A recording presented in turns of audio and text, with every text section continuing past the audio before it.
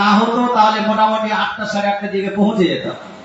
মুসলমান কখনো কখনো রাস্তাঘাটে কোনো সময় মিস্টেক হয়ে যায় না। অতএব যদি আপনারা রাগ করে থাকেন ভাই, আই এম সরি, ইনশাআল্লাহ তাআলা আমি ইচ্ছাকৃত এটা করিনি, আর আগামীতেও এটা হবে না। তবে আমি এটা বলছি না যে আমাকে আগামীতে দাওয়াত দেন, আমি দাওয়াত চাওয়ার জন্য বলছি না, এটা আপনার ব্যক্তিগত ব্যাপার। যাই হোক, একবার দরুদ শরীফ পড়েন, আল্লাহুম্মা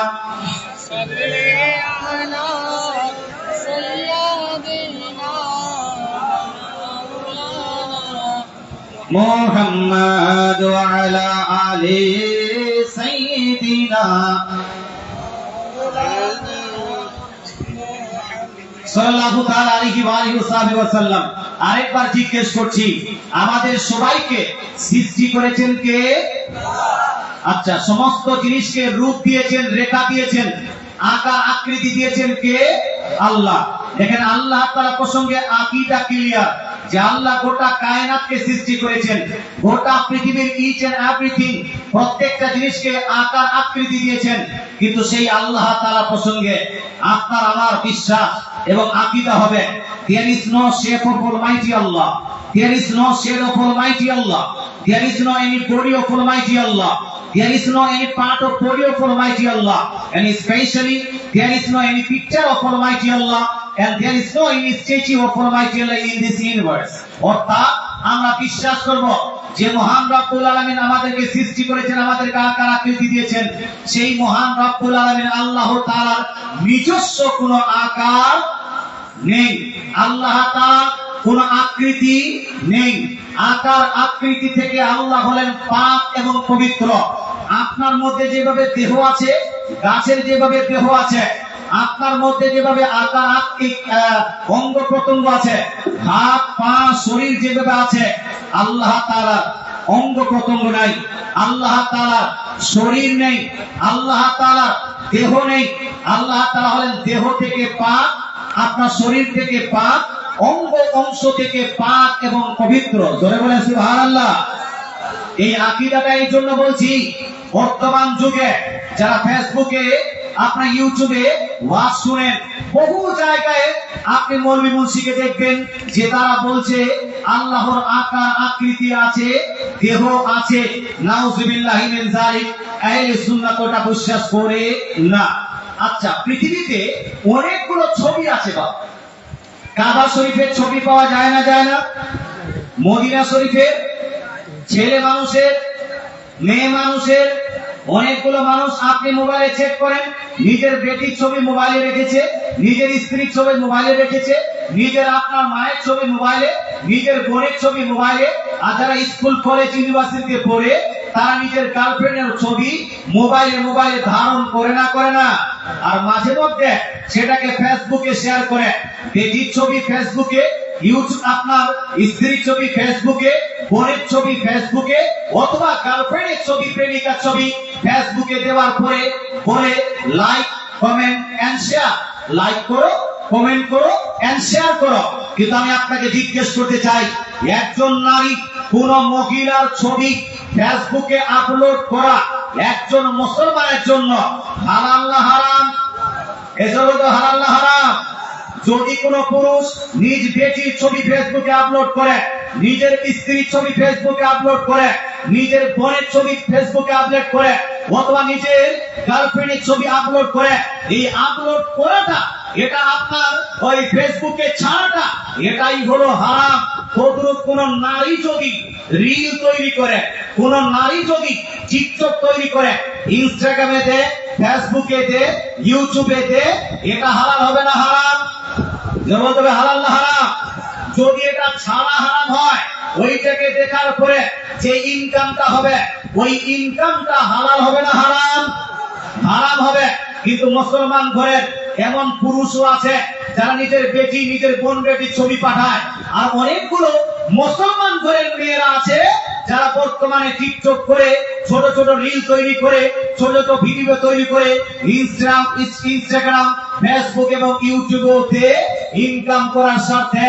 হে মুসলমান, আপনাকে বলতে চাই, আপনাকে ভাবতে হবে ইসলাম শরীয়তে যেটা হারাম সেটা আমার জন্য হারাম, আমি সেটা করতে পারি। করতে পারি না। এ ভাই, আপনাকে বলতে চাই, তো পৃথিবীতে অনেকগুলো মানুষের ছবি আছে, অনেকগুলো বস্তুর ছবি আছে, কিন্তু আমি আপনাকে জিজ্ঞেস করতে চাই, আচ্ছা বলুন তো, পৃথিবীর এক প্রান্ত থেকে অপর প্রান্ত গোটা পৃথিবীকে যদি খোঁজা হয়, এই গোটা পৃথিবীতে আমাদের রব, আমাদের প্রতিপালক, আমাদের আল্লাহ, সৃষ্টিকর্তা মহান রব্বুল আলামিনের একটাও কি ছবি পাওয়া যাবে? ছবি পাওয়া যাবে? ছবি আল্লাহ তাআলার পাওয়া যাবে না। কারণটা হলো, আমরা হলাম মুসলমান, আমাদের কলেমাটা কি? লা ইলাহা ইল্লাল্লাহ। জোরে বলুন না, লা ইলাহা ইল্লাল্লাহ। জোরে, লা ইলাহা ইল্লাল্লাহ। লা ইলাহা ইল্লাল্লাহর মানে হলো আল্লাহ তাআলা ছাড়া কোনো উপাস্য নাই, আল্লাহ তাআলা ছাড়া কোনো মাবুদ নাই। একমাত্র ইবাদত, একমাত্র রিয়াজত চলবে কার? আল্লাহ তাআলা। ছবি আল্লাহর পাওয়া যায় না, কারণ আল্লাহ তাআলা সেখানে কেউ আপনার ইবাদত করতে পারে, অথবা আল্লাহ তাআলার আকার আকৃতি সাব্যস্ত করতে পারে। তাছাড়া এই মুসলমান বর্তমান যুগে অনেকগুলো জিনিস আমরা দেখছি যেটা ইসলাম বহির্ভূত জিনিস। আচ্ছা বলেন তো, ইবাদত একমাত্র চলবে কার ভাই? এটা চলবে না কার? আল্লাহ তাআলা। যত প্রকার ইবাদত, নামাজ আল্লাহর জন্য, রোজা আল্লাহর জন্য, হজ আল্লাহর জন্য, যাকাত আল্লাহর জন্য, কুরবানি আল্লাহ তাআলার জন্য, তাসবিহ তাহলিল আল্লাহর জন্য, কলেমা খানি আল্লাহর জন্য, আপনার জীবন আল্লাহর জন্য, আপনার মৃত্যু আল্লাহর জন্য, এই পৃথিবীতে থাকা আল্লাহর জন্য, পৃথিবী থেকে যাওয়া আল্লাহর জন্য। জোরে বলেন সুবহানাল্লাহ। তাই প্রত্যেকটা ইবাদত যদি আল্লাহর জন্য হয়, সাজদাটা কার জন্য হবে? সাজদা সাজদা সাজদা আল্লাহর জন্য হবে। কোন ভাই যদি বলে, কোন পীর যদি বলে না সাজদা আমাকেও করা যাবে, পীরকে করা যাবে, মৌলবীকে করা যাবে, মুফতিকে করা যাবে, ওলিকে করা যাবে, আমি বলবো ভাই, যে ব্যক্তি বলবে পীরকে সাজদা করা যাবে, নবীকে সাজদা করা যাবে, ওলিকে সাজদা করা যাবে, এই কথাটা একজন মুসলমানের ঘরের ছেলে এটাকে সাপোর্ট করতে পারে? বলুন না, পারে না। কেন? কারণটা হলো সাজদা একমাত্র চলবে কার? সাজদা মূলত হলো দুই প্রকার, একটা হলো ইবাদতের উদ্দেশ্যে সাজদা, একটা হলো তাজিম অর্থাৎ সম্মানজনক সাজদা। ইবাদতের উদ্দেশ্যে সাজদা হলো আল্লাহকেই করতে হবে, যেভাবে নামাজ আপনি করছেন, আর সম্মানের জন্য যে সাজদা হয় সেটাও আল্লাহর জন্য করা হবে। এই সাজদাটাও অন্য কাউকে করা যাবে না। ইভেন আমরা আহলে সুন্নাত ওয়াল জামাতের মানুষ, আমরা মাজারে যাই না? যাই না? আপনারা যান? পীর মানেন না? মানেন না? মানি। পীর মানি, মাজারেও যায়, কিন্তু মাজারে কি করতে যান ভাই? সাজদা করার জন্য? ভালো বলো না বাবা? পূজা করার জন্য? ধূপকাঠি নিয়ে এরকম ঘোরাঘুরি করার জন্য? না মুসলমান, আমরা মাজারে সাজদা করতে যাই না, আমরা মাজারে ওই তাওয়াফ করতে যাই না, আমরা মাজার শরীফে পূজা করতে যাই না, আমরা মাজার শরীফে ঋগ্বেদ সামবেদ যজুর্বেদ আর গীতা মহাভারতের শ্লোক পড়তে যাই না। আমরা মাজারে যাই কিসের জন্য? এটা জানবো না কিসের জন্য? জিয়ারত করার জন্য। কিসের জন্য? জিয়ারত করার জন্য। সুন্নিরা মাজারে যায় জিয়ারতের উদ্দেশ্যে, সুন্নিরা কবরে যায় মাতা জিয়ারতের উদ্দেশ্যে, কিন্তু এটাকে মিসগাইড করার পরে আহলে হাদিস ওয়াহাবি যারা আছে এরা বলে সুন্নিরা হলো মাজার পূজারী, সুন্নিরা হলো কবর পূজারী। এ ভাই, কবর পূজারী তাকে বলতে হবে যারা কবর পূজা করে, যে মাজার পূজা করে তাকে মাজার পূজারী বলতে পারেন। আর আহলে সুন্নাত ওয়াল জামাতের কোন মানুষ মাজার পূজা করে? কি করি আমরা? মাজার জিয়ারত। আর মাজার জিয়ারত করা যাবে কি যাবে না, এই প্রসঙ্গে কয়েকটা হাদিস শুনুন। শুনতে রাজি আছেন? রাজি আছেন? যারা যারা শুনতে রাজি আছেন হাত তুলে বলুন তো ইয়া রাসূলুল্লাহ। মাশাআল্লাহ। হাদিসগুলো শুনুন। হাদিস লিপিবদ্ধ আছে সহিহ মুসলিম শরীফ জিল নাম্বার 1 পেজ নাম্বার 313 এর মধ্যে। সেম হাদিসটা লিপিবদ্ধ আছে সুনান নাসাই জিল নাম্বার 1 পেজ নাম্বার 221 এর মধ্যে। সেম হাদিস কানা সিয়াসিত তার আরেকটি কিতাব সুনান ইবনে মাজাহ জিল নাম্বার 1 পেজ নাম্বার 112 এর মধ্যে। সেম হাদিস কানা গ্রহণযোগ্য হাদিসের কিতাব মিশকাত শরীফ প্রথম খণ্ড পৃষ্ঠা নাম্বার 154 এর মধ্যে লিপিবদ্ধ আছে। আমার নবী আপনার নবী, দয়ার নবী মায়ের নবী, দো জাহানের বাদশা, আকাই নামদার মাদিনী তাজদার আহমদ মুখতার জনাবে রাসূলুল্লাহ সাল্লাল্লাহু তাআলা আলাইহি ওয়াসাল্লাম ইরশাদ করেন, জুরুল কুবুরা, জুরুল কুবুরা ফা ইন্নাহা তুযাক্কিরুকুমুল আখিরাহ। দয়ার নবী মায়ের নবী করেন ইরশাদ করেন, ওহে আমার উম্মতিরা, তোমরা কবর এবং মাজার জিয়ারত করো। জোরে বলে সুবহানাল্লাহ। নবী বলেছেন তোমরা কবর এবং মাজার জিয়ারত করো। আচ্ছা, নবী যদি জিয়ারত করতে বলেন তা আমরা করব না ছাড়বো? করব না ছাড়বো? করব। কেউ যদি বলে না কবর জিয়ারত করা যাবে না, মাজার জিয়ারত করা যাবে না, আমি বলবো সারা পৃথিবীর মর্মী একদিকে, সারা পৃথিবীর বক্তারা একদিকে, সারা পৃথিবীর আপনার মাস্টার ডাক্তাররা একদিকে, আমার দয়ার নবী একাই একদিকে যদি কথা বলেন, সারা পৃথিবীকে বাদ দিয়ে নবীর দিকে যেতে হবে আর স্লোগান দিতে হবে, দয়ার নবী যেই দিকে আমরা আছি, কোরআন হাদিস যেই দিকে, সুন্নি মুসলমান সেই দিকে। তাই কবর জিয়ারত চলছে, মাজার জিয়ারত চলছে, আগামীতে চলবে না বন্ধ হবে? চলবে। বাপ মা মরে গেলে কবর জিয়ারত করুন, দাদা দাদি ইন্তেকাল করলে কবর জিয়ারত করুন, আত্মীয় স্বজন ইন্তেকাল করলে কবর জিয়ারত করুন, পাড়া প্রতিবেশী ইন্তেকাল করলে কবর জিয়ারত করুন, আলিম ওলামা ইন্তেকাল করলে তাদেরও কবর জিয়ারত করুন, পীররা ইন্তেকাল করলে তাদের কবর জিয়ারত করুন, আউলিয়া একরাম ইন্তেকাল করলে তাদের মাজার জিয়ারত করুন, সাহাবা একরাম ইন্তেকাল করেছেন তাই তাদের মাজার জিয়ারত করুন। আর আপনি আর আমি কে? আমার দো জাহানের বাদশা দয়ার নবী মায়ের নবী নিজেই কবর এবং মাজার জিয়ারত করতেন। জোরে বলেন সুবহানাল্লাহ। নবীজি নিজেই জিয়ারত করতেন। একটি হাদিস আর শোনাই। এই হাদিসটি আপনার সুনানে নাসাই জিলদ নাম্বার 1 পেজ নাম্বার 221 এর মধ্যে লিপিবদ্ধ আছে। সিয়াসিতার মধ্যে আরেকটি হাদিসের কিতাব সহিহ Muslim Sharif জিলদ number 1 page number 313 এর মধ্যে লিপিবদ্ধ আছে। নবীজির প্রিয়তমা স্ত্রী আম্মা জানা আয়েশা সিদ্দিকা রাদিয়াল্লাহু তাআলা আনহা। কি নাম বললাম? কি নাম? আপনার ছোট বোনের নাম বলিনি, তাহলে আয়েশা বলে দিয়ে শেষ করবেন। কি বলেছি? হযরত আয়েশা সিদ্দিকা রাদিয়াল্লাহু তাআলা আনহা। অনেকগুলো মানুষ আছে যারা হযরত আয়েশা সিদ্দিকা রাদিয়াল্লাহু তাআলা আনহাকে গালি দিতে পছন্দ করে। এদেরকে বলা হয় শিয়া মুসলমান। এরা নিজেকে যারা শিয়া বলে, এরা হযরত আয়েশা সিদ্দিকা রাদিয়াল্লাহু তাআলা আনহাকে গালি দেয়। যারা নিজেকে শিয়া বলে তারা হযরত মুয়াবিয়া রাদিয়াল্লাহু তাআলা আনহুকে গালি দেয়। কিন্তু আমি আপনাকে জিজ্ঞেস করতে চাই, আচ্ছা বলেন তো ভাই, বুখারী শরীফ মানা যাবে না যাবে না?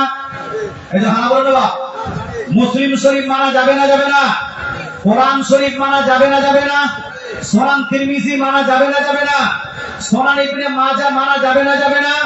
মুসলমান আপনাদের এখানে কি রকম লোক আছে আমি জানি না, তবে যারা আপনারা আছেন এখানে যদি কোনো বক্তা সেই রকম এসে থাকে আর আপনি সেই বক্তার যদি ফ্যান হয়ে থাকেন, আপনি আপনার বক্তাকে জিজ্ঞেস করবেন, আপনি আপনার বক্তাকে জিজ্ঞেস করবেন যে সিয়াই সিত্তার মধ্যে কোন হাদিসে কি হযরত মুয়াবিয়াকে মুনাফিক বলা হয়েছে? সিয়াই সিত্তার মধ্যে কোন কিতাবে কি আম্মা জান আয়েশা সিদ্দিকা রাদিয়াল্লাহু তাআলা আনহাকে মুনাফিক বলা হয়েছে? সিয়াই সিত্তার মধ্যে কোন কিতাবে কি হযরত আলী রাদিয়াল্লাহু তাআলা আনহুকে প্রথম খলিফা বলা হয়েছে?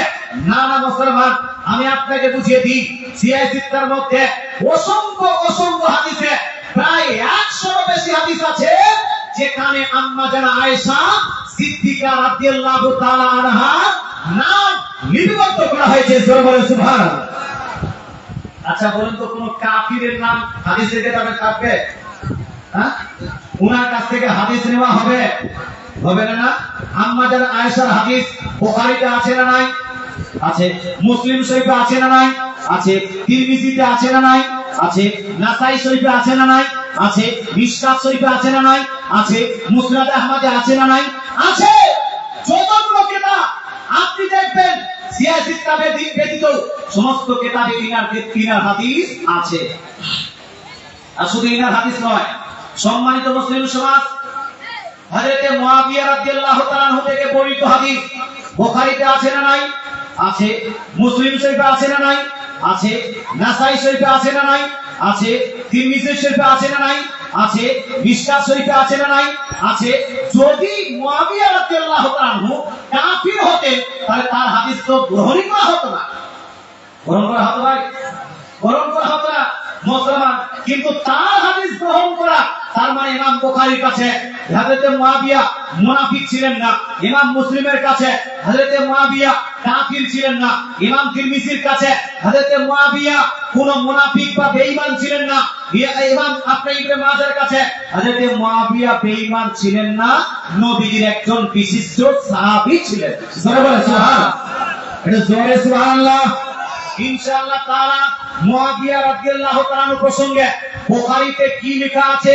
তাকে বাগী বলবো, তাকে বেঈমান বলবো, তাকে সাহাবী বলবো না, তাকে মুনাফিক বলবো না, তাকে কাফির বলবো? স্পষ্ট কথা বুখারীতে আছে। যদি আমি পড়ি, মানবেন না মানবেন না ভাই? এই মানতে রাজি আছেন না? যারা মানতে রাজি একটু হাত তুলে বলুন ইয়া রাসূলুল্লাহ। ইনশাআল্লাহ বলছি একটু পরে। কিন্তু আমি আলোচনা করছিলাম মাজার নিয়ে। মাজারে দয়ার নবী মায়ের নবী, এই যে দুইটা হাদিস পড়লাম, দুইটা হাদিসে আম্মা জান আয়েশা সিদ্দিকা রাদিয়াল্লাহু তাআলা আনহা বলছেন যে আমার প্রিয় নবী দয়ার নবী মায়ের নবী বছরে একবার নয়, মাসে একবার নয়, সপ্তাহে একবার নয়, বরং বছরে 365 দিনের মধ্যে 365 দিন প্রতিদিন প্রতি রাত্রিতে দয়ার নবী মায়ের নবী নিজেই মদিনার কবরস্থান জান্নাতুল বাকিতে গিয়ে নবী কবর এবং সাহাবীদের মাজার জিয়ারত করতেন। জোরে বলে সুবহানাল্লাহ। নবীকে নিজেই কবর জিয়ারত করেছেন, মাজার জিয়ারত করেছেন। বিদায় কবর জিয়ারত করা আর মাজার জিয়ারত করা এটা নবীজির সুন্নাত।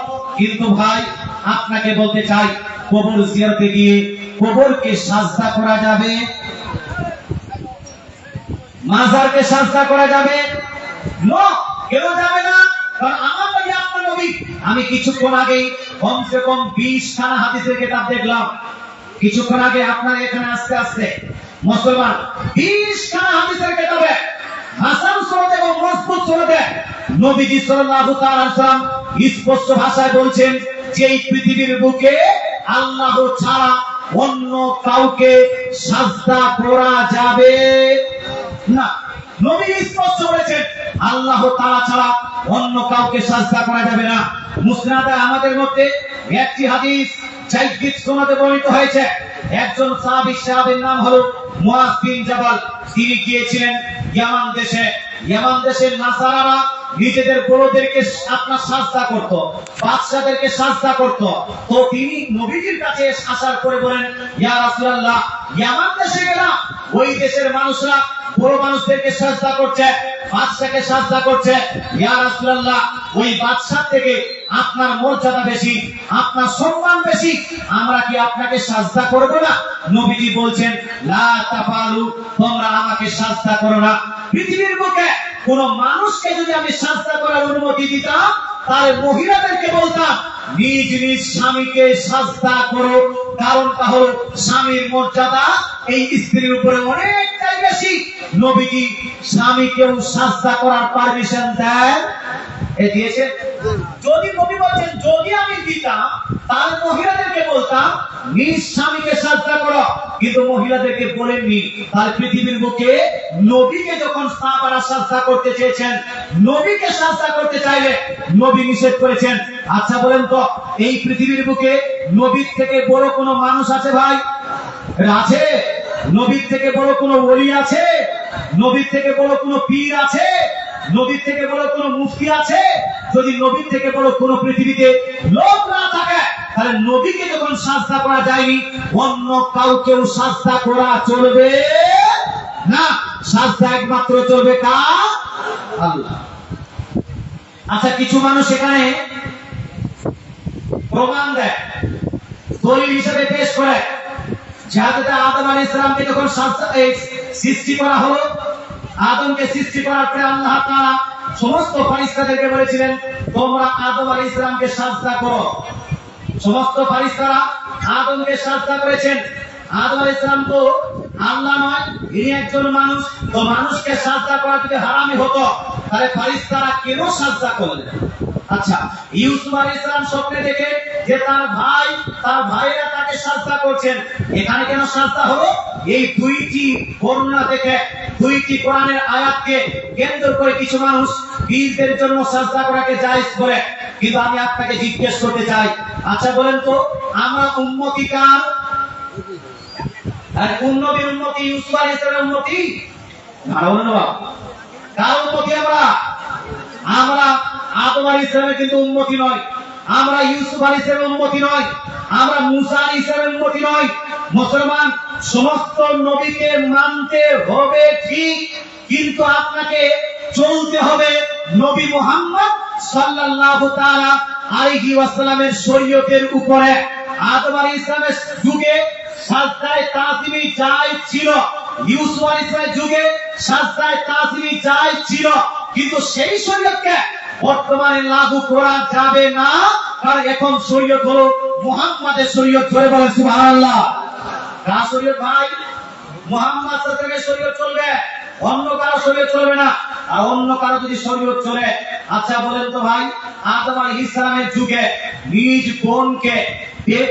বোনকে বিবাহ করা যায় ছিল কি ছিল না?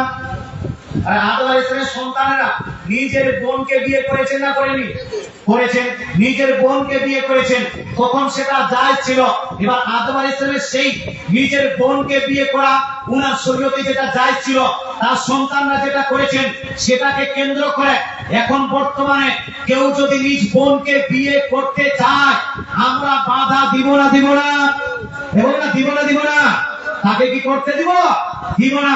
যেইভাবে আদম আলাইহিস সালামের যুগে বোনকে বিয়ে করা জায়েজ ছিল, তদ্রুপ তিনার যুগে সাজদায়ে তাসবিহ জায়েজ ছিল।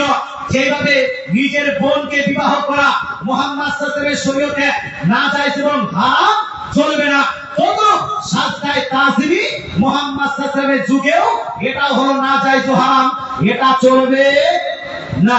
একমাত্র সাজদা চলবে কার? আল্লাহ তাআলা। আচ্ছা, কবরে গিয়ে, মাজারে গিয়ে আপনি কিন্তু তোয়াফ করবেন না, এরকম পাক লাগাবেন না। ওখানে গিয়ে কি করবেন ভাই? ওখানে যাওয়ার পরে একটু দূরে দাঁড়িয়ে, 4-5 হাত দূরে দাঁড়িয়ে আপনারা ওখানে কোরআন শরীফ তেলাওয়াত করবেন, সূরা ফাতিহা পাঠ করবেন, সূরা ফালাক পাঠ করবেন, সূরা নাস তেলাওয়াত করবেন, দরুদ শরীফ পাঠ করবেন, তারপরে আল্লাহর কাছে দোয়া করবেন। দোয়া করবেন নিজের জন্য, সেই সাহিবে কবরের জন্য, ওলি আউলিয়ার জন্য, নিজের পরিবারের জন্য। দোয়াটা করতে হবে কার কাছে? ভালো, মাজারে যাওয়ার পরে, বাপের কবরে যাওয়ার পরে বাপকে কি বলেন? বাপ, আমার বাড়িতে বরকত করো, আমার বাড়িতে টিভি দাও, আমার বাড়িতে টাকা দাও। এটা বাপকে বলেন? কাকে বলেন? জি, আল্লাহকে বলেন। তদ্রুপ মাজারে যাওয়ার পরে মাজারওয়ালা যে পীর, ওই পীরকে আমরা বলি না, আমরা বলি কার কাছে? আল্লাহ তাআলার কাছে। যদি পীরকে ডিরেক্ট বলতাম, তাহলে এটা নিয়ে আলোচনা সমালোচনা হতো। আমরা যখন আল্লাহর কাছে চেয়েছি, আল্লাহর কাছে দোয়া করেছি, তাহলে এটাকে নিয়ে সমালোচনা হবে না। এটা জায়েজ, জায়েজ, জায়েজ। কিন্তু আমি আপনাকে আরেকটা কথা জিজ্ঞেস করতে চাই, কবরে তো যাব, মাজারে তো যাব, কিন্তু সেই কবর, সেই মাজারে মহিলাদেরকে নিয়ে যাওয়া চলবে না? চলবে না? ভালো বলো, আপনারা নিয়ে যান না? পাথর চাপড়ির মেলা যায় না? যায় না? এখান থেকে যায়।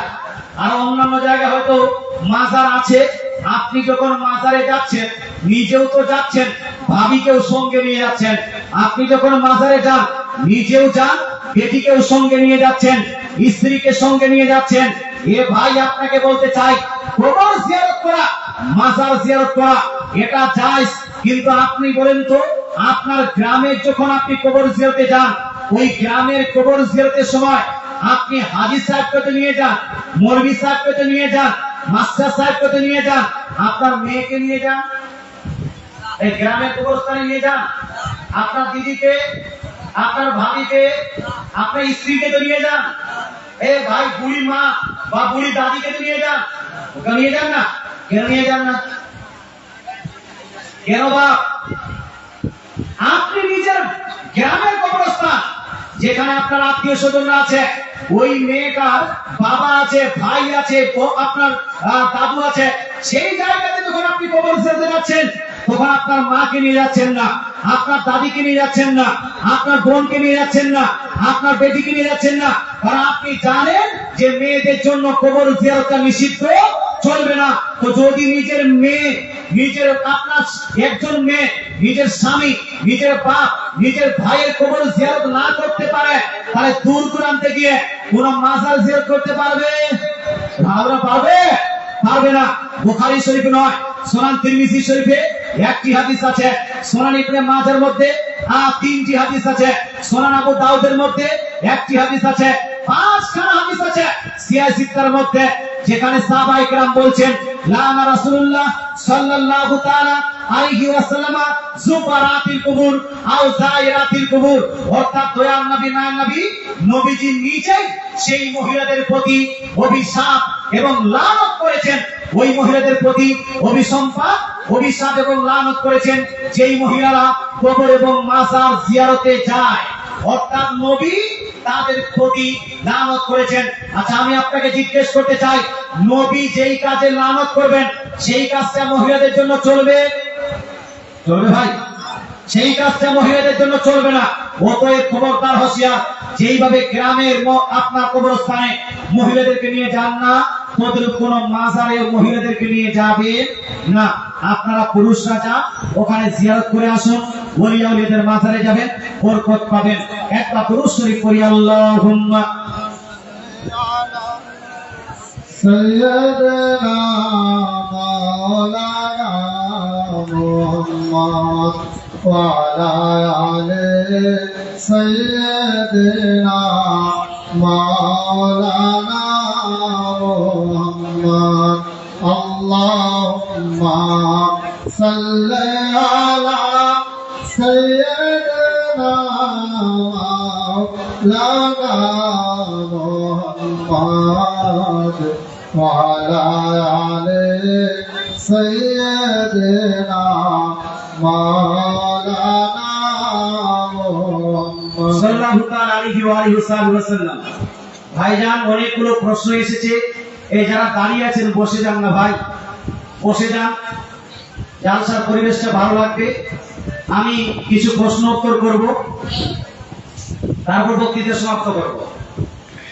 এখানে একজন প্রশ্ন করেছেন, আসসালামু আলাইকুম হুজুর। ওয়া আলাইকুম আসসালাম ওয়া রাহমাতুল্লাহি ওয়া বারাকাতুহু। কুরবানি কার নামে হবে? আল্লাহর নামে বা অন্য কারো নামে? আমরা বলি না যে আমার নামে একটা কুরবানি দিও, আমার বাবার নামে একটা কুরবানি দিও। এই যে বাবার নামে আমার নামে বলছি, এই নিয়ে অনেকগুলো মৌলবি অবজেকশন করে যে কুরবানি একমাত্র হবে আল্লাহর নামে। কথা বুঝতে পারছেন? তো অতএব কারো নামে বলা যাবে না, যাবে না। আচ্ছা, যারা বলে নামে, তারা কি কুরবানি করার সময় বিসমিল্লাহ আল্লাহু আকবারের টাইমে ওই মানুষটার কি নাম নেয়? কুরবানি যখন করে তখন কি মন্ত্র বা করে যারা কুরবানি করে কেউ? বলুন না। আব্দুর রহমান বলে কি কুরবানি করে? তারা সবাই কি করে? বিসমিল্লাহি আল্লাহু আকবার, তার মানে আল্লাহর নামেই করে। তাহলে কুরবানির মেন তো আল্লাহর নামেই হচ্ছে। কিন্তু এখানে নাম দেওয়া বলতে যে কোন কোন ব্যক্তির পক্ষ থেকে হবে, নাম দেওয়া বলতে কি কোন কোন ব্যক্তির পক্ষ থেকে হবে? নবীজি নিজেই কুরবানি করেছেন। সুনান আবু দাউদ, সুনান তিরমিজির মধ্যে, সুনান ইবনে মাজার মধ্যে, মুসনাদ আহমদের মধ্যে রিপোর্ট আছে। কুরবানি করার পরে দয়ার নবী মায়ের নবী বলছেন, আল্লাহুম্মা তাকাব্বাল মিন্নি কামা তাকাব্বালতা মিন খলিলিকা ইব্রাহিম। নবীজি বলছেন এই কুরবানিটি, ইয়া আল্লাহ তুমি এই কুরবানিটি আমার পক্ষ থেকে কবুল করে নাও। তারপর আরেকটা হাদিস আছে, তাকাব্বাল মিন্নি ওয়া মিন আহলি বাইতি ওয়া মিন উম্মতি, অর্থাৎ নবীজি বলছেন ইয়া রাব্বাল আলামিন এই কুরবানিটি আমার পক্ষ থেকে, আমার উম্মতের পক্ষ থেকে, আমার আহলে বাইতের পক্ষ থেকে কবুল করে নাও। তাহলে কুরবানি করার পরে যেই দোয়াটা করে তখন কিছু মানুষের নাম নিয়ে, কিছু ব্যক্তির নাম নিয়ে তাদের পক্ষ থেকে কুরবানিটা হবে, এই কথা আমরা ব্যক্ত করি না, করি না? আমরা বলি যে আব্দুর রহমান অমুক অমুক অমুক অমুক অমুক উনাদের নামে উনাদের পক্ষ থেকে আল্লাহ তুমি কুরবানিটি কবুল করো, যেভাবে তোমার হাবিবের কুরবানি কবুল করেছো, যেভাবে তোমার খালিলের কুরবানি কবুল করেছো। এই যে দোয়া করছি, এই দোয়াটা পক্ষ থেকে হয়, কিন্তু বলা হয়, জিজ্ঞেস করা হয় কার কার নামে এটা হয়েছে, নামগুলো দাও, বলে না নামগুলো দাও কার কার পক্ষ থেকে। তো এই নাম দিতে গিয়ে ওই উনার নামে কথাটা বের হয়ে যায়। আসলে কুরবানি হয় কার নামে? এজন্য কার নামে? আর পক্ষ থেকে কার পক্ষ থেকে? ব্যক্তির পক্ষ থেকে, মানুষের পক্ষ থেকে। এখানে পক্ষ নামে বলতে যদি আপনি জবাইটা বুঝান, তাহলে জবাইটা হবে আল্লাহর নামে।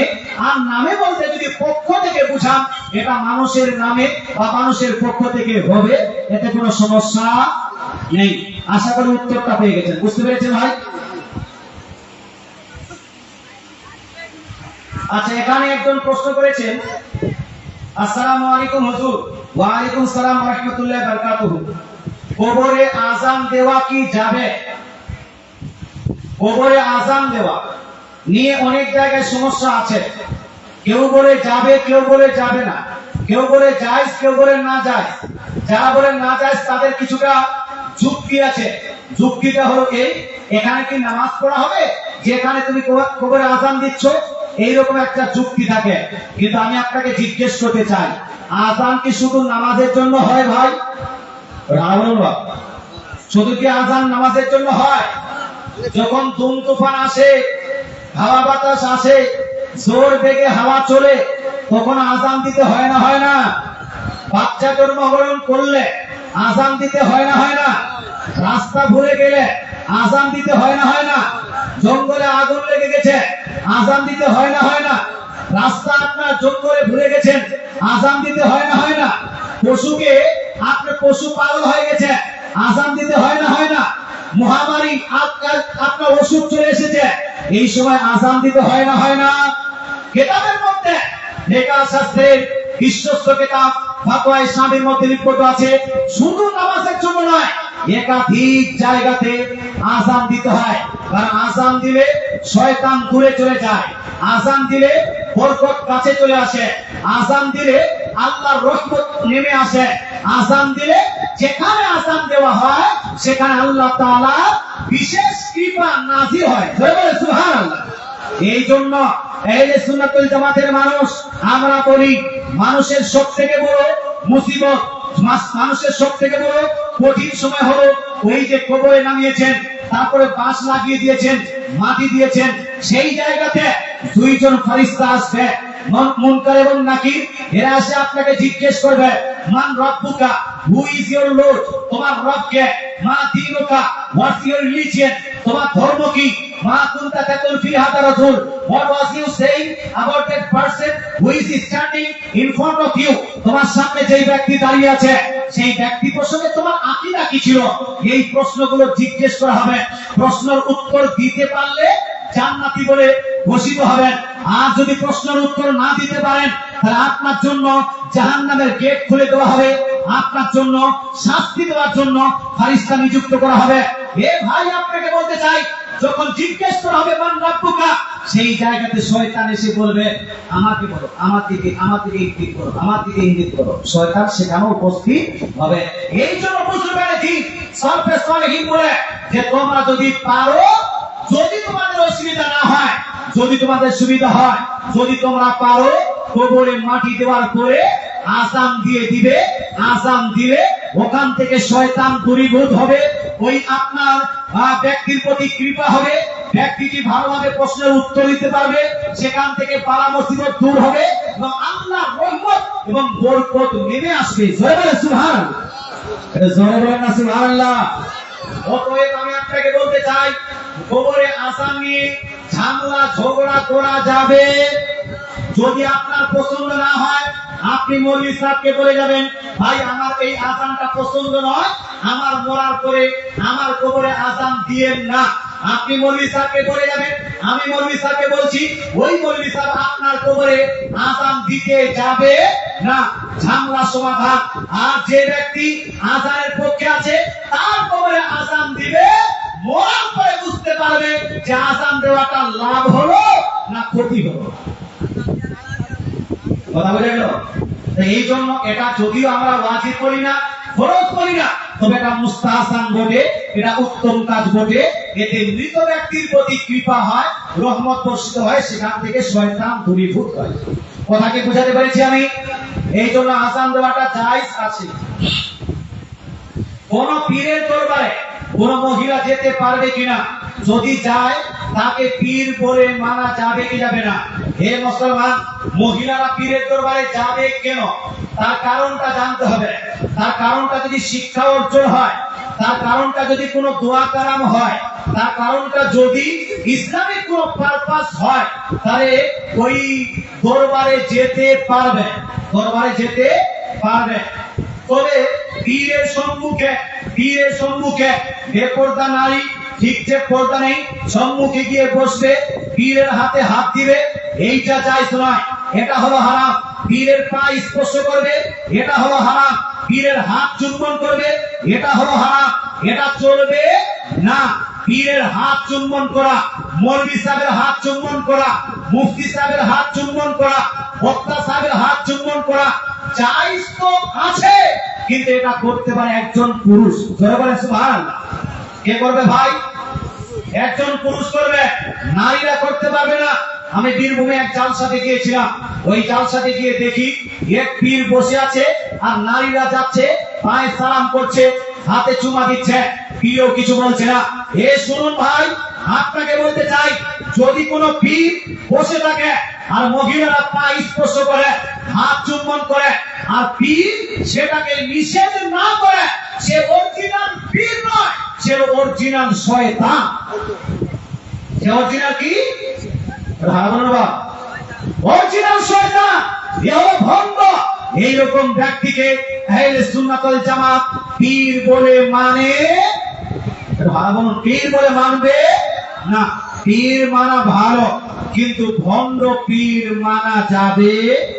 ভণ্ড পীর হলে आप भी अंधभक्त हो जाए।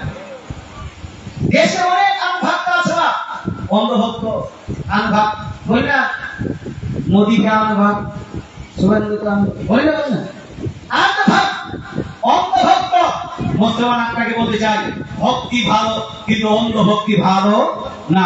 অতএব আপনি যাচ করে নেবেন। তো মহিলা কোন ইসলামিক পারপাসে যদি যেতে চায়, ওখানে শিখতে বা কোন ইসলামিক পারপাস, সেটা জায়েজ আছে, তবে পার্টটা কম্পালসারি, ডিসটেন্সটা কম্পালসারি, পীরের স্পর্শ থেকে দূরে থাকতে হবে। আশা করি বুঝতে পেরেছেন। আর ওই দরবারে গিয়ে মাজারে যাওয়া যাবে না, মাজারের কাছে যাওয়া যাবে না, মাজার জিয়ারত করতে পারবে না। মহিলারা যদি মাজারের জন্য কিছু করতে চায়, বাড়িতে বসে কোরআন যদি খতম দেয় পীরের নামে দিতে পারবে, কোরআন যদি খতম দেয় বাপের উদ্দেশ্যে ধর দিতে পারবে। মা ইন্তেকাল করে গেছে, মায়ের জন্য, ইসলামের সাবাবের জন্য কোন মা যদি কোরআন খতম দিতে চায় দিতে পারবে। স্বামী ইন্তেকাল করে গেছে, তার জন্য কলেমা খানি করা, কুল খানি করা, তাসবিহ তাহলিল করা, কোরআন পাঠ করা, তার জন্য সাদকা করা, এটা জায়েজ আছে। কিন্তু স্বামীর কবরে অথবা পীরের কবরে গিয়ে দোয়া করতে পারবে না। মসজিদে নয়, বাড়িতে বসে নামাজের পরে তারা দোয়া করবে। কথা বুঝাতে পারলাম? আচ্ছা, আমাদের এখানে একটি ইমাম বাড়া আছে, প্রতি বৃহস্পতিবার ওখানে তাজিমি সাজদা হয়। তাজিমি সাজদা কি একটু বলে যাবেন? তাজিমি সাজদা বলতে আমি কিছুক্ষণ আগে আলোচনা করেছি, তাজিমি সাজদা বলা হয় সম্মানের জন্য সাজদা, সম্মানের জন্য সাজদা। মুসলমান আপনাকে বলতে চাই, আমাদের শরীয়তে, আহলে সুন্নাত ওয়াল জামাত তথা ইসলাম শরীয়তে, মুহাম্মদ সাল্লাল্লাহু আলাইহি ওয়াসাল্লামের শরীয়তে তাজিমি সাজদা একমাত্র চলবে কার? ভালো বলুন কার? আর তাবুদি অর্থাৎ ইবাদতের সাজদাও চলবে কার? যত সাজদা একমাত্র চলবে কার? আল্লাহ। না তো ইমাম বাড়াতে করা যাবে, না কোনো মাজারে করা যাবে, না তো পীরের কাছে যাওয়া যাবে। বরং ইসলাম শরীয়তে ইমাম বাড়া কোনো অস্তিত্বই নাই। না বুখারীতে ইমাম বাড়া পাবেন, না মুসলিম শরীফে ইমাম বাড়া পাবেন, না তিরমিজিতে ইমাম বাড়া পাবেন, না নাসাইতে ইমাম বাড়া পাবেন, না মিশকাত শরীফে ইমাম বাড়া পাবেন, না মুসনাদ আহমদের মধ্যে ইমাম বাড়া পাবেন, না বাইহাকি শরীফের মধ্যে ইমাম বাড়া পাবেন। ইমাম বাড়া যদি পান, তাই ইমাম বাড়া হবে ওই লাল বাড়া। কথা মুর্শিদাবাদ লালবাগে ইমামবাড়া আছে, কলকাতায় ইমামবাড়া আছে, হাদিস এবং কোরআনি ইমামবাড়া বলুন না ভাই, পারলে দেখিয়ে দেন। আমি আপনাকে গাড়ি কিনে দিয়ে যাবো, গিফট করে যাবো। আমার গাড়ি 11-12 লাখ টাকা গাড়ি আছে, দেখিয়ে দেন। ইমামবাড়া কোন জায়গাতে নাই। অতএব কে করছে না করছে ওটা আমাদের দেখার নাই। যদি আপনি সুন্নি হয়ে থাকেন, যদি আপনি আহলে সুন্নাত ওয়াল জামাত হয়ে থাকেন, তাহলে আপনার ওই ইমামবাড়ার সঙ্গে কোনো সম্পর্ক থাকতে পারে না। তবে থাকবে কার সঙ্গে সম্পর্ক? ইমাম হুসাইনের সঙ্গে সম্পর্ক থাকবে। ইমামবাড়া হয় না, ইমাম হুসাইন হতে পারেন, ইমাম হাসান হতে পারেন, ইমাম যায়নুল আবেদিন হতে পারেন। ইনাদের সঙ্গে মহাব্বত করুন, ইনাদেরকে ভালোবাসুন, ইনাদের কথা মোতাবেক চলুন, ইনাদের জীবন অতিবাহিত করুন। এ ভাই, আপনাকে বলতে চাই, কোন মানুষ যদি মুহররম পালন করতে চায়, মুহররম পালন করা যাবে না? যাবে না? এটা হারা বলুন ভাই, মুহররম পালন করা যাবে না? যাবে না? যাবে। আমি তো যাবে না বলিনি। মুহররম পালন করা, মুহররম মাস কিছুদিন পরে আসছে, পালন করা যাবে। তো কিভাবে পালন করবেন? হাফ প্যান্ট পরে, মাথায় একটা লাল ফিতা লাগিয়ে, হাতে একটা লাঠি নিয়ে, আর ঢোল তাবলা বাজাতে বাজাতে আপনি দৌড়াদৌড়ি করে আর লাঠি খেলা করে মুহররম পালন করবেন। এইরকম কি যায়? এইরকম কি যায়? এইরকমটা ইমাম হুসাইন করেছিলেন, এইরকমটা ইমাম হাসান করেছিলেন। মুহাম্মদের নামে ধোঁকা বানাচ্ছে মানুষকে, বোকা। পৃথিবীর মধ্যে বর্তমান যুগে, বিশেষ করে হিন্দুস্তানের বুকে, মানুষকে ধোঁকা দিচ্ছে। বা পার্টিও ধোঁকা দিচ্ছে, মৌলবীও ধোঁকা দিচ্ছে। ওটা বুঝলেন? হ্যাঁ, জিতেঙ্গে তো ইতনা হাসান দেंगे, আর জিতার পরে হাতে হাতে থামিয়ে দিয়েছে 13 পাতার ফল। না বলো, হ্যাঁ, মানে আছে দিন, আছে দিন আছে, কিন্তু সামনে একটা বাড়িয়ে দিয়ে ফর্ম বাড়িয়ে দিচ্ছে। এটা আপনি চিন্তা করুন। মুসলমান আপনাকে বলতে চাই, ও ভক্তি ভালো, অন্ধ ভক্তি ভালো না। মুসলমান আমি বলতে চাই, মুহররম পালন করা যাবে, কিন্তু কোনটা কি মাধ্যমে পালন করব? আমরা মুহররম পালন করব তার মাধ্যমে, যেই মাধ্যমে পালন করেছেন আমার রাসূলুল্লাহ। মুহররম যেই মাধ্যমে পালন করেছেন সাহাবায়ে কেরাম, মুহররম যেই মাধ্যমে পালন করেছেন ইমাম হাসান, মুহররম যেইভাবে পালন করেছেন ইমাম হোসেন, মুহররম যেভাবে পালন করেছেন যায়নুল আবেদিন, মুহররম যেভাবে পালন করেছেন হযরতে ফাতেমা, মুহররম যেভাবে পালন করেছেন হযরতে আয়েশা, মুহররম যেভাবে পালন করেছেন উম্মুল খায়ের, যে মুহররম পালন যেভাবে পালন করেছেন বড় পীর আব্দুল কাদের জিলানী রাদিয়াল্লাহু তাআলা আনহু। জোরে বলে সুবহানাল্লাহ। প্রশ্ন হলো, হুজুর ইনারা মুহররম কিভাবে পালন করেছেন? রাসূলুল্লাহ কিভাবে মুহররম পালন করেছেন? সাহাবারা কিভাবে মুহররম পালন করেছেন? তাবেঈনরা কিভাবে মুহররম পালন করেছেন? আহলে বাইতরা কিভাবে মুহররম পালন করেছেন? তো শুনুন, ইবনে মাজাহ শরীফের হাদিস, আম্মা জান আয়েশা সিদ্দিকা রাদিয়াল্লাহু তাআলা আনহা বলছেন, কানা রাসূলুল্লাহ সাল্লাল্লাহু তাআলা আলাইহি ওয়াসাল্লাম ইয়াসুমু আশুরা ওয়া ইয়ামুরু বিসিয়ামিহি। আমার দয়ার নবী মায়ের নবী মুহররম পালন করেছেন আশুরার দিনে রোজা রেখে। সুবহানাল্লাহ। কি রেখে ভাই? রোজা কি রেখে? রোজা রেখে। আর রাসূলুল্লাহ রোজা রাখলেন, ওয়া ইয়ামুরু বিসিয়ামিহি, আর নিজ উম্মতিকে রোজা রাখার অনুমতি দিলেন, রোজা রাখার নির্দেশ দিলেন। আর নবীজি বলছেন, মুসলিম শরীফের হাদিস, রাসূলুল্লাহ বলছেন, কেউ যদি আশুরার রোজা রাখে, একটি রোজা রাখে, ওই একটি রোজা রাখার কারণে তার পূর্বের 1 বছরের গুনাহ, 1 বছরের খাতা, 1 বছরের তার গুনাহ খাতা আল্লাহ মাফ করে দিবেন। জোরে বলেন সুবহানাল্লাহ। কথা বুঝাতে পারলাম ভাই? আশুরার দিনের একটা রোজা পূর্ণ 1 বছরের রোজা রাখার, পূর্ণ 1 বছরের গুনাহ আল্লাহ তাআলা মাফ করে দিবেন। এটা হলো আশুরা রোজা। নবীজিকে জিজ্ঞেস করা হলো, সহিহ মুসলিম হাদিস, ইয়া রাসূলুল্লাহ, ইয়া হাবিবাল্লাহ, আশুরা রোজা তো ইহুদি খ্রিস্টানরা আছে, আমরাও তো রাখছি, একটু সাদৃশ্যতা হয়ে গেল না হুজুর? একটু পার্থক্য হলে ভালো হতো। নবীজি বলছেন, ঠিক আছে, আগামী বছর থেকে তোমরা মুহররমের 9 তারিখেও রোজা রাখবে, মুহররমের 10 তারিখেও রোজা রাখবে। জোরে বলে সুবহানাল্লাহ। কয়টা রোজা হলো? দুইটি রোজা হলো মুসলমান ইবনে আব্বাস রাদিয়াল্লাহু তাআলা থেকে বর্ণিত। তিনি বলছেন, খালাকুল ইয়াহুদ, তোমরা ইহুদিদের মুখালাফাত করো, ওই ইহুদিদের বিপক্ষে স্থান ধারণ করো। আর তোমরা মুহররমের আশুরার সঙ্গে 9 তারিখে অথবা 11 তারিখে রোজা রাখো, অর্থাৎ 10 তারিখ, 9 তারিখ আর 10 তারিখ, অথবা 10 তারিখ এবং 11 তারিখ, যে কোনো 2 দিনে রোজা রাখতে হবে। এ মুসলমান আপনাকে বলতে চাই, রোজা রাখবেন।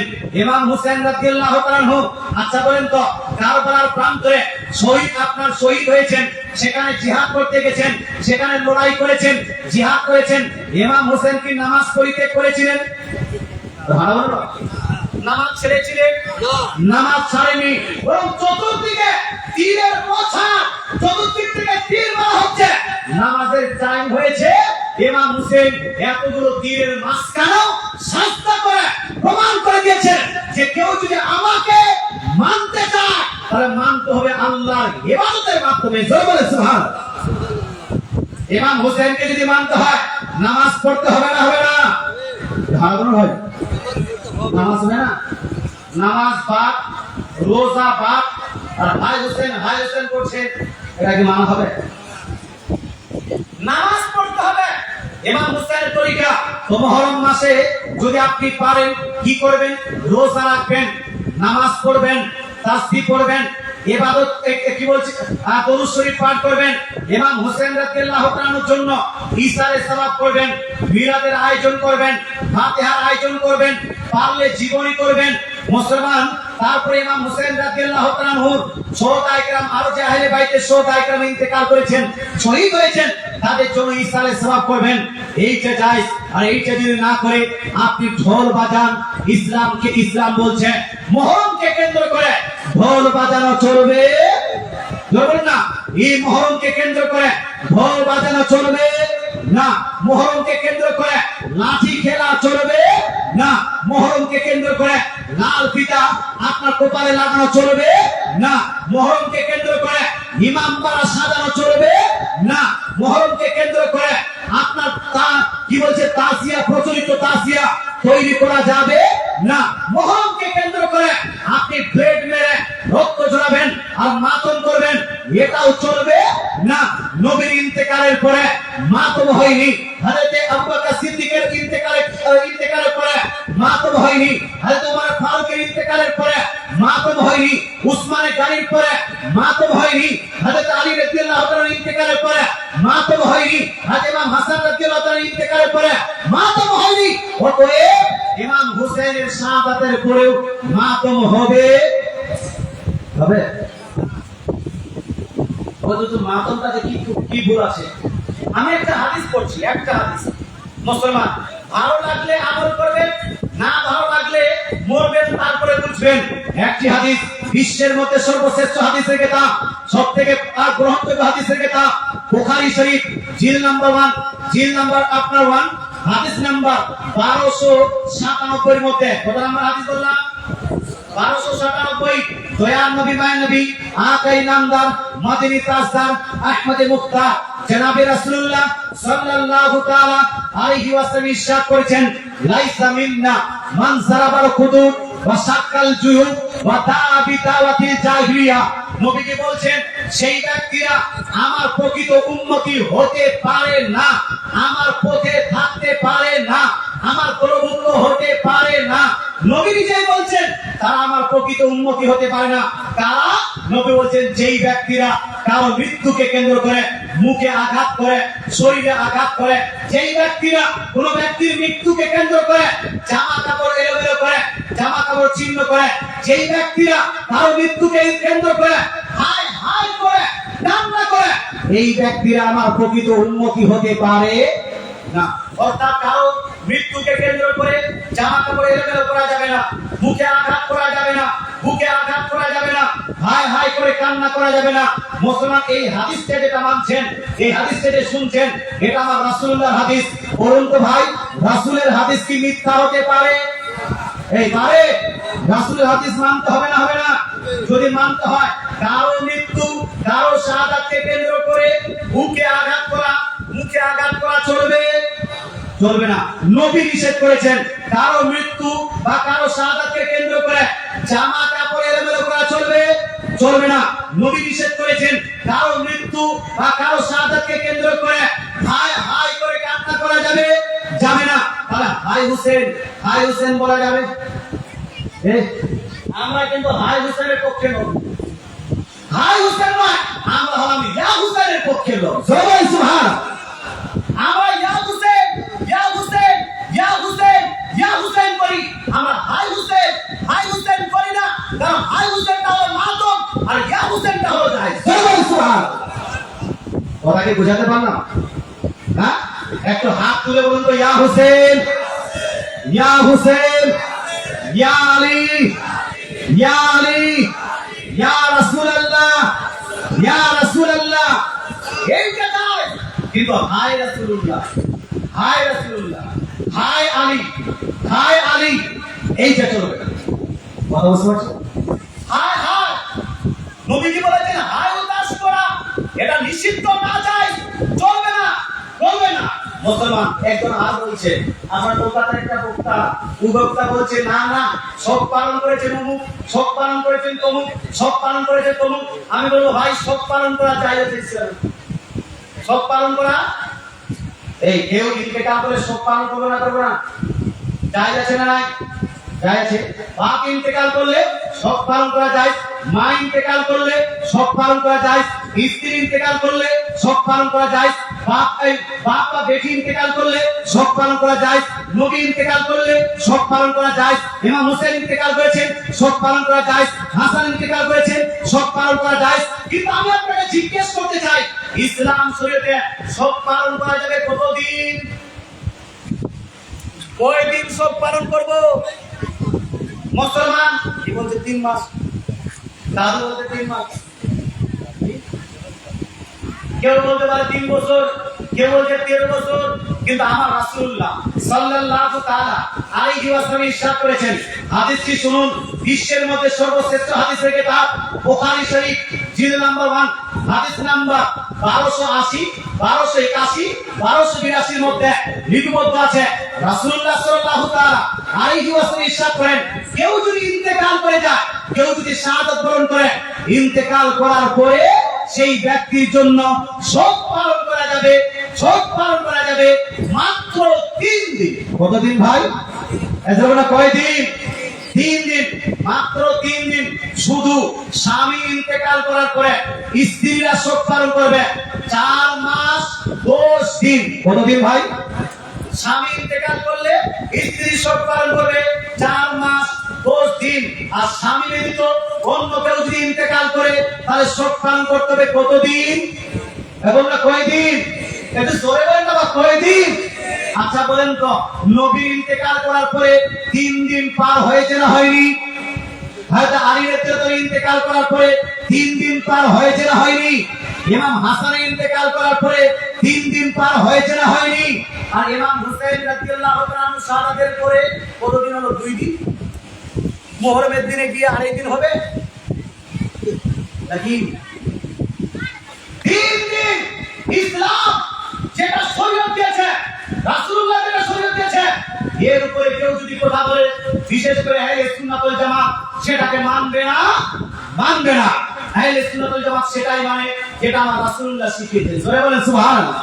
ইমাম হুসাইন রাদিয়াল্লাহু তাআলা ওই কারবালার প্রান্তরে শহীদ হতেন না যদি ইয়াজিদের হাতে হাত দিয়ে বায়াত গ্রহণ করতেন। কিন্তু ইমাম হুসাইন রাদিয়াল্লাহু তাআলা ইয়াজিদের হাতে হাত দিয়ে বায়াত গ্রহণ করেননি, শুধু নবীর হাদিসকে, নবীর শরীয়তকে উঁচু রাখার জন্য। জোরে বলেন সুবহানাল্লাহ। আর সেই নবীর শরীয়ত বলছে 3 দিনের বেশি সব পালন করা যাবে না।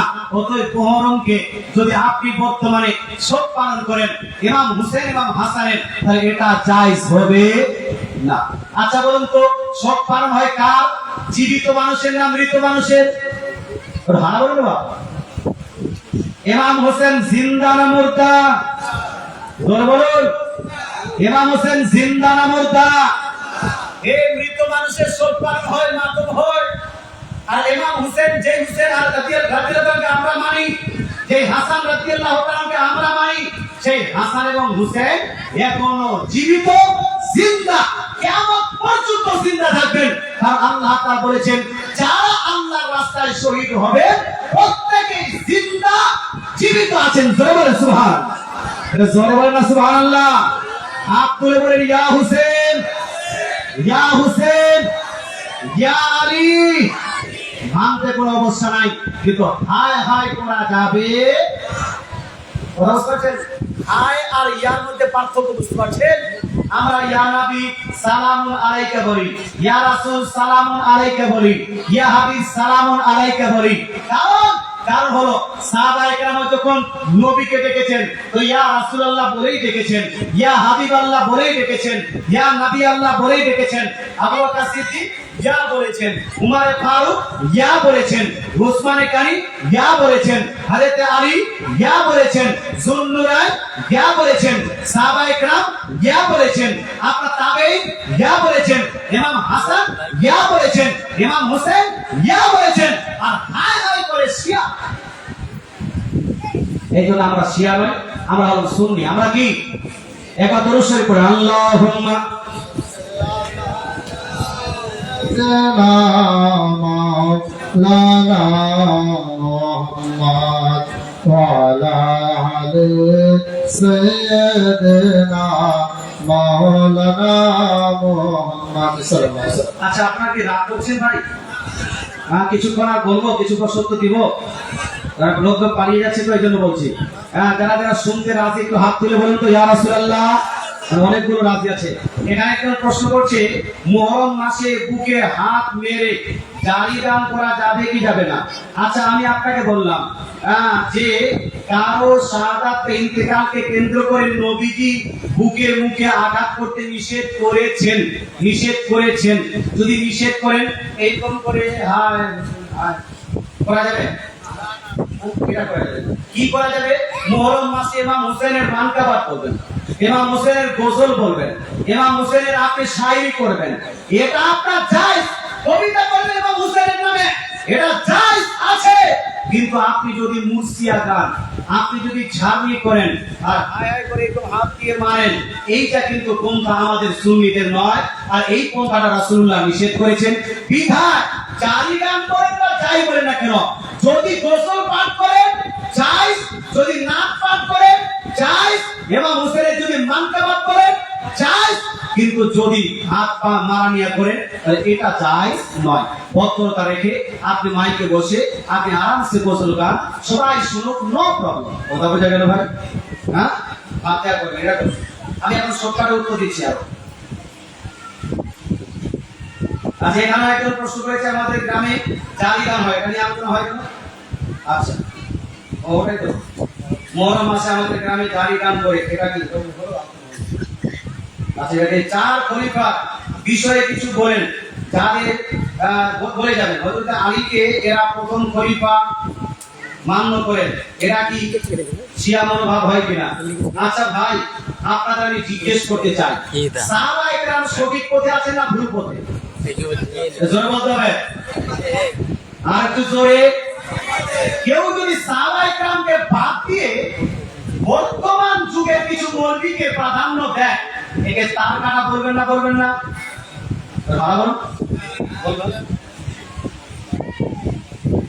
নবীজির ইন্তেকালের পরে সমস্ত সাহাবায়ে কেরামের ইজমা, সর্বসম্মতি সিদ্ধান্ত অনুযায়ী প্রথম খলিফা হলেন হযরত আবু বকর সিদ্দিক রাদিয়াল্লাহু তাআলা আনহু। জোরে বলেন সুবহানাল্লাহ। আর হযরত আলী রাদিয়াল্লাহু তাআলা আনহু, হযরত আলী রাদিয়াল্লাহু তাআলা নিজেই হযরত আবু বকর সিদ্দিক রাদিয়াল্লাহু তাআলা আনহু খিলাফতকে গ্রহণ করেছেন। জোরে বলেন সুবহানাল্লাহ। তার হাতে বায়াত করেছেন, তাকে সাপোর্ট করেছেন। অতএব প্রথম খলিফা হযরত আবু বকর সিদ্দিক, এতে কোনো সন্দেহ নেই। দ্বিতীয় খলিফাকে উমর ফারুক রাদিয়াল্লাহু তাআলা আনহু, এতে কোনো সমস্যা সন্দেহ নেই। দ্বিতীয় খলিফাকে না উসমানে গনি, যুন্নুরাইন উসমানে গনি রাদিয়াল্লাহু তাআলা আনহু, এতে কোনো সন্দেহ পোষণ করা যাবে না। চতুর্থ খলিফাকে শেরে খোদা হায়দারে কাররান হযরত আলী রাদিয়াল্লাহু তাআলা আনহু, এতেও কোনো সন্দেহ করা যাবে না। অতএব যারা কাউয়ারি শুনছেন, দামাতাম মাস্তে কালান্দার, আলী কা পহেলা নাম্বার, আলী কা পহেলা নাম্বার। এ মুসলমান, আপনাকে বলতে চাই, এই কাউয়ারের কথা আমরা প্রাধান্য দিই না, আমরা হাদিসের কথা প্রাধান্য দিই, আমরা আপনার কোরআনের কথা প্রাধান্য দিই, আমরা সাহাবার কথা প্রাধান্য দিই। দামাতাম মাস্তে কালান্দার, আলী কা পহেলা নাম্বার, এইটা ভুল হবে। আপনাকে বলতে হবে দামাতাম মাস্তে কালান্দার, আবু বকর সিদ্দিক का पहला नंबर, उस्मान गनी उमर फारूक का दूसरा नंबर, उस्मान गनी का तीसरा नंबर और अली रज़ियल्लाहु ताला अन्हु का चौथा नंबर। जोरे सुभान अल्लाह। ए मुसलमान, আপনাকে বলতে চাই, খলিফা হলেন খলিফায়ে রাশিদের চারজনের মধ্যে যেইটা তারতিব আছে, নিয়ম আছে, এর উল্টা কেউ যদি যায়, সে আহলে সুন্নাত ওয়াল জামাতের পন্থায় থাকতে পারবে না। বুখারী, মুসলিম, তিরমিজি, নাসাই, আবু দাউদ, ইবনে মাজাহ, সুনান বাইহাকি, তারপরে আপনার মুসনাদ আহমদ, মুসনাদ ইবনে শাইবা, মুসনাদ আব্দুর রাজ্জাক, যতগুলো হাদিসের কিতাব, প্রত্যেকটা হাদিসের কিতাবে আবু বকর সিদ্দিককে প্রথম খলিফা নির্বাচন, প্রথম খলিফা হিসেবে স্বীকৃতি দেওয়া হয়েছে। সুবহানাল্লাহ। আপনারা তো হাদিস পড়েন না, এইজন্য বক্তা উল্টা পাল্টা লজিক দিয়ে, নিজের পার্সোনাল লজিক দিয়ে যা বুঝাচ্ছে, হয়তো আপনাদের মধ্যে কোনো ব্যক্তি সে বুঝে যাচ্ছে। কিন্তু আমি আপনাকে জিজ্ঞেস করতে চাই, আচ্ছা বলেন তো, বড় পীর আব্দুল কাদের জিলানী রাদিয়াল্লাহু তাআলা আনহুকে মানেন না মানেন না? এই মানেন না মানেন না? তিনি কাকে প্রথম খলিফা করেছেন? কাকে? তিনি আবু বকর সিদ্দিক রাদিয়াল্লাহু তাআলা আনহুকে প্রথম খলিফা করেছেন।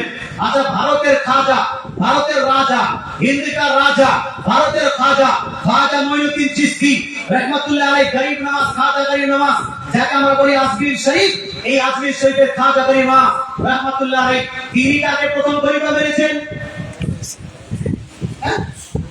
তিনি হযরত আবু বকর সিদ্দিক। কাকে জি? হযরত আবু বকর সিদ্দিককে। নিজামউদ্দিন আউলিয়া হযরত আবু বকর সিদ্দিককে প্রথম খলিফা করেছেন।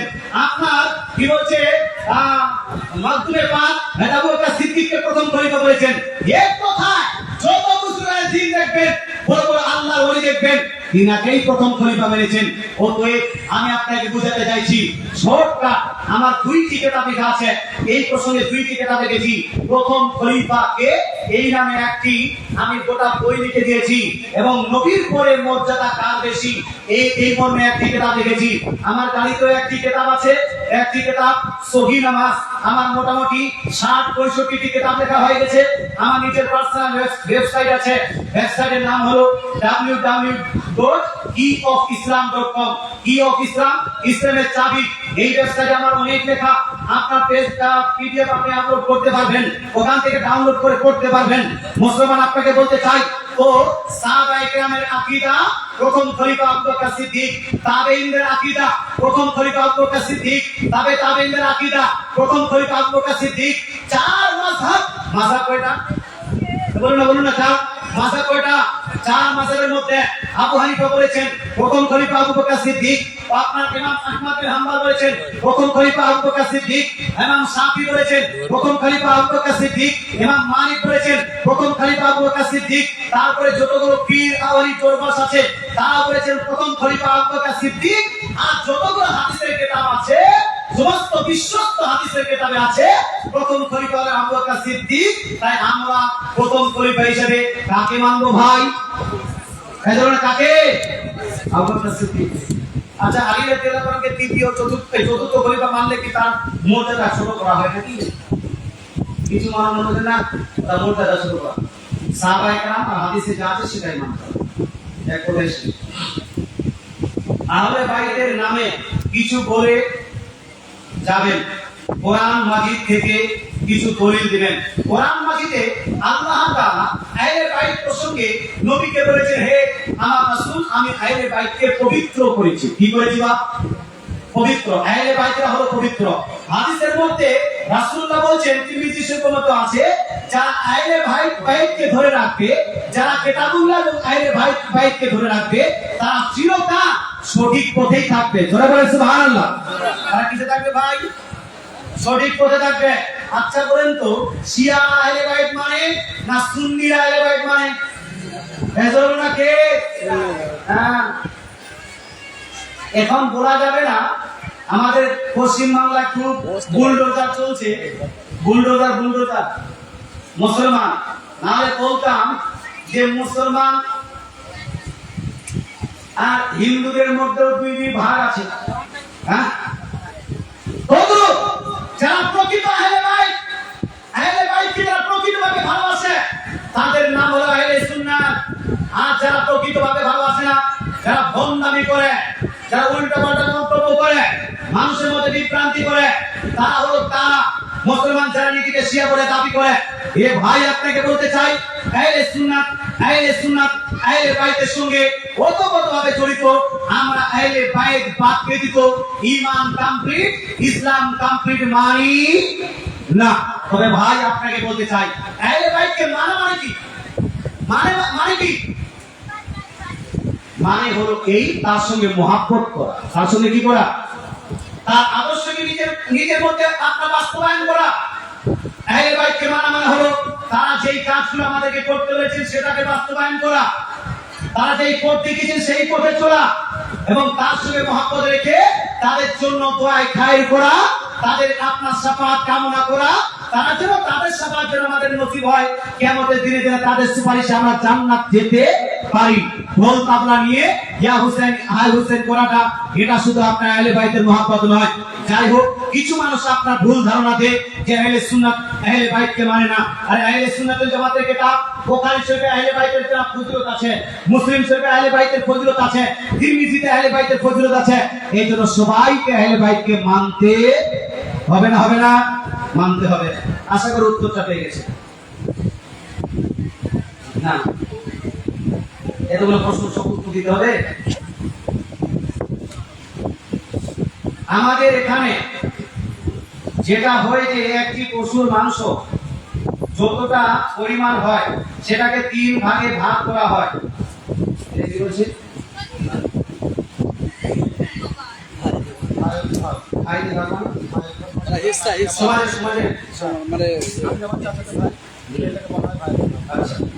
ভাইয়ের ভাগ, নিজের ভাগ আর সকলের বিবির জন্য ভাগ, মানে এই 3টা ভাগ করেন। কুরবানির 3টি ভাগ করা উত্তম, ভালো পন্থা, নেকির পন্থা। কিন্তু 3টি ভাগ করার পরে একটি ভাগ হলো ফকিরের জন্য। কার জন্য ভাই? ধরবো না কার? গরিব মিসকিন ফকিরের জন্য একটি ভাগ। দ্বিতীয় ভাগটি হলো আত্মীয় স্বজনের জন্য। কার জন্য? আত্মীয় স্বজনের জন্য। জামাই বাড়ি দিবেন, নানি বাড়ি দিবেন, বোনের বাড়ি দিবেন, শ্বশুর বাড়ি দিবেন, এইগুলা দেওয়ার জন্য একটি ভাগ। আর দ্বিতীয় ভাগটি হলো নিজের পরিবারের জন্য। তো 3টি ভাগ হলো।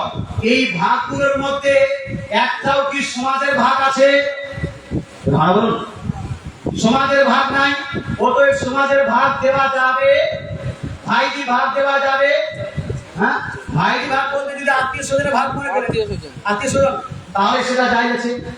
আমার বলার উদ্দেশ্য হলো কিছু কিছু জায়গাতে একটা ভাগ যেটা ফকির মিসকিন দিবে, ওটা এক জায়গায় গোটা সমাজের মানুষ এক জায়গায় জড়ো করে, এক জায়গায় জমা করে, তার ওখান থেকে গরিব মিসকিনকে দেওয়ার পরে যেটা বাঁচলো আবার সেটাকে ভাগ করে নেয়। এরকম হয়? এরকম হয়? আচ্ছা, এরকম যদি না হয় তার কোনো সমস্যা নাই। তাহলে ভাগ করবেন কয়টা? 3টি। একটা হলো তার জন্য, গরিব মিসকিনদের জন্য। 2 নাম্বার আত্মীয় স্বজনদের জন্য। 3 নাম্বার নিজের পরিবারের জন্য। এটা উত্তম।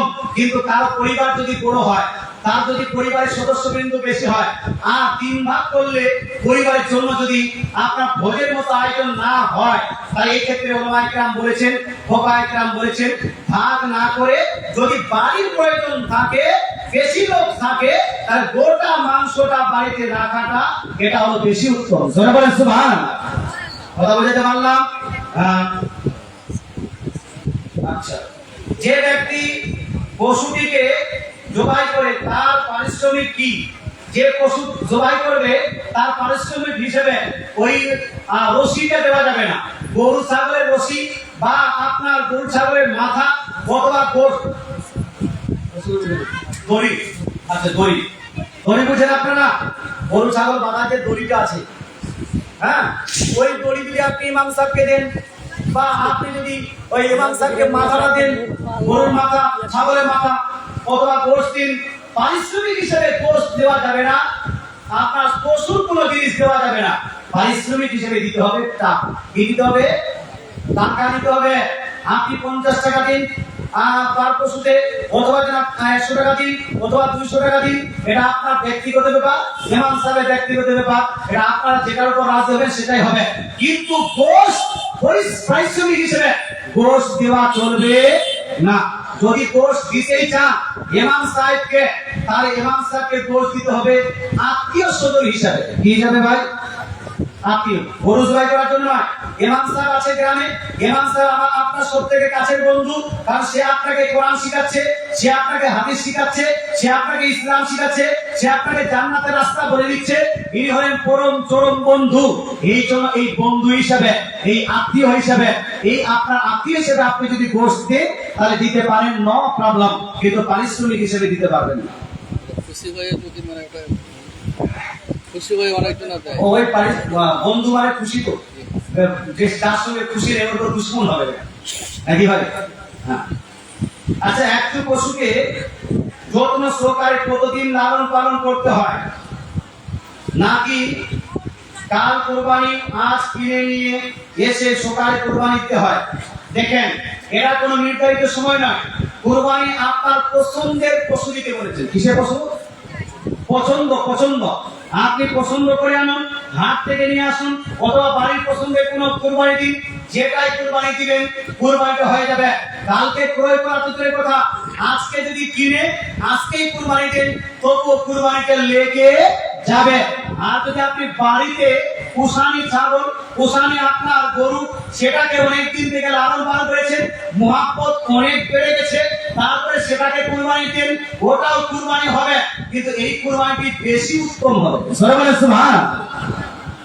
এখানে কুরবানি হওয়া না, এখানে উত্তম অনুত্তমের ব্যাপার, যে আজকেই করলাম, আজকে কুরবানি করলাম, এটা থেকে বাড়ির পশুটা কুরবানি করাটা বেশি উত্তম হবে। তবে দুইটা কুরবানি হয়ে যাবে, কুরবানি হয়ে যাবে। যে ব্যক্তি পশু জবাই করে এবং যারা মাংস কাটে, তাদের পারিশ্রমিক হিসাবে 3 ভাগের মধ্যে থেকে মাংস দেওয়া যাবে কি যাবে না? আমি তো বললাম যে যারা ভাগ করছে, যে জবাই করছে, যারা ওখানে পরিশ্রম করছে, ওর পারিশ্রমিক হিসেবে আপনি কুরবানির মাংস দিতে পারবেন না, পারবেন না, পারবেন না। এটা জায়েজ নয়, এটা আপনার অন্যায় হবে। কথা কি বুঝাতে পারলাম? 3 বার বলে দিলাম। হ্যাঁ, তবে কি দিতে পারেন? বন্ধু হিসাবে, মহব্বতে, ভালোবাসা, বন্ধু হিসাবে, আত্মীয় স্বজন হিসাবে যদি আপনি দিতে চান তাহলে দিতে পারেন, নো প্রবলেম, কিন্তু পারিশ্রমিক হিসেবে নয়।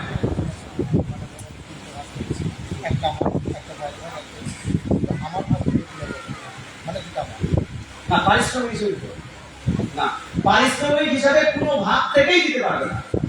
আপনার ভাগ থেকে যদি দিতে চান তাহলে দিতে হবে আপনাকে বন্ধু, আত্মীয় স্বজন হিসেবে। কথা বুঝাতে পারলাম না ভাই? ওর কুরবানি জিনিস পারিশ্রমিক হয় না। কুরবানি জিনিস হলো বড়টা কার? বলে না কার? আল্লাহ তাআলা। কাকি কুরবানি সবকিছু কার? এটা পারিশ্রমিক হয় না, এটা তো আপনার হবে মুহাব্বতের জিনিস। এটা কি? মুহাব্বতের জিনিস। এই জন্য এটাকে নিজে খান, অন্যকে খাওয়ান, এটা আছে, কিন্তু এটা দাম করবেন, এটা বিক্রি করবেন, এটা চলবে না। কথা বোঝাতে পারলাম? আচ্ছা, আর কিছু? এটা হবে অনেক লোক প্রশ্ন করেছেন, বাহিরচড়া গ্রামটা পুরোটা মুসলমান, তবে এটা কোনো জয় শ্রীরামের স্লোগান দিচ্ছে, তবে এরা কি আদৌ মুসলমান থাকবে? শুনুন, মুসলমান, আমি কিন্তু একটা স্কুলে চাকরি করি, আমি হাই স্কুলের টিচার, 9, 10 এর টিচার। আমাদের সরকার, নতুন সরকার আসার পরে একটা স্লোগান বাধ্যতামূলক করেছে। স্লোগান তো না, একটা সঙ্গীত গান, জাতীয় গান, বন্দে মাতরম, বাচ্চাদের জন্য বাধ্য করা হলে সেখানে যতটুকু পারবেন আপনি সেফ থাকবেন, যতটা সেফ থাকবেন ততটা আপনার ঈমান মজবুত থাকবে। জোরে বলেন সুবহানাল্লাহ, জোরে বলেন না সুবহানাল্লাহ। এক মৌলভী সাহেবকে ধরেছে, যে বলো জয় শ্রীরাম বলো, বলতে হবে কে বলবে সত্যি নাকি বলতে হবে, ছাড়ছে না, গাড়িতে ধরে গেল। ও বাধ্য হয় কি বলবে, বল জয় ইসলাম, জয় ইসলাম, জয় ইসলাম, ছেড়ে দিয়েছে, ঠিক আছে। কথা বোঝা গেল? কি বললো? জয় ইসলাম। জয় ইসলাম জয় করে দিয়েছে, উপরে বুঝে নিয়েছে। আমি আপনাকে বলছি এই রেকর্ড করে এটা কিন্তু ফেসবুকে ইউটিউবে দিবেন না, কথা বলুন, ইউটিউবে দিবেন না। কেউ যদি আপনাকে বাধ্য করে আপনি ওই উপর পালিয়ে দেবেন জয় ইসলাম, ও জয় ইসলাম না কি বলছে বলুন, আমরা জয় ইসলাম, কিন্তু একটু জোরে বলবেন, তাড়াতাড়ি বলেন, বুঝতে যেন না হয়। কথা বোঝা গেল ভাই? কি বলতে হবে বলুন না, ধরে বলুন কি, ধরে বলুন কি, ধরে জয় ইসলাম। হ্যাঁ, যেখানে দিবেন দিন। তবে আপনাকে বলতে চাই, দেখেন আমরা কারো দেবতা নিয়ে উল্টো মন্তব্য করতে চাই না, কারো উপাস্য নিয়ে খারাপ মন্তব্য করতে চাই না, সেটা তাদের ব্যক্তিগত ব্যাপার, তারা কিভাবে মানবে না মানবে সেটা তাদের ব্যাপার। তবে আমাদের মুসলমানদের জন্য যদি বলেন, মুসলমানদের ইবাদত, মুসলমানদের উপাসনা, মুসলমানদের রিয়াজত চলবে একমাত্র কার? এজন্য কার? একমাত্র খোদাকে আল্লাহ, একমাত্র উপাস্যকে আল্লাহ। আল্লাহ তাআলা ছাড়া কারো কাছে নিজেকে মাথা নত করা, কারোর জন্য ইবাদত করা চলবে না। তাই একজন মুসলমান হয়ে এই স্লোগানটা দিতে পারবে না। এই স্লোগান যদি দেয় এটা কমসে কম হারাম হবে, কমসে কম হারাম হবে। এ যদি ইচ্ছাকৃত এটা করে থাকে তাকে তওবা করতে হবে। কি করতে হবে? তওবা করতে হবে। প্রকাশ্যে তওবা করে নেবেন যে আগামীকালে এটা বলবো না। আর আমার জানা মতে কেউ যদি বিজেপি করতে চায়, বিজেপি করলে তাকে এই স্লোগান দিতেই হবে, এটা কিন্তু তাদের কাছেও জরুরি নয়। শ্রমিক ভট্টাচার্য কয়েকদিন আগে একটা ভাষণ শুনলাম, আমাদের মুখ্যমন্ত্রী শুভেন্দু অধিকারী সাহেবেরও আমি আপনার একটা লেকচার শুনেছি, সেখানে বলছে না বিজেপি করলেই যে এটা বলতেই হবে, এটা আমরা তো বাধ্য করি না, অন্য বলুক, অন্য কিছু বলুক, জয় হিন্দ বলুক, হিন্দুস্তান জিন্দাবাদ বলুক, কথা বোঝা গেল? কিন্তু মুসলমানরা একটু উত্তেজিত বেশি, নাম কামাতে চায় বেশি, পণ্ডিতগিরি বেশি, নেতাগিরি বেশি, এদের